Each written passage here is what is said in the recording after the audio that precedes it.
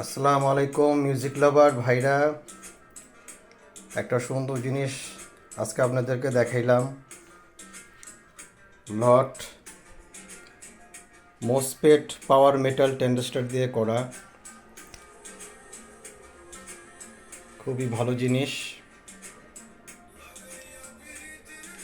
এখন তো ফেসবুকে হাই এন্ডে আমি আসতে পারি না, কারণ হাই এন্ডের লোকরা আমাকে ব্লক মেরে দিচ্ছে।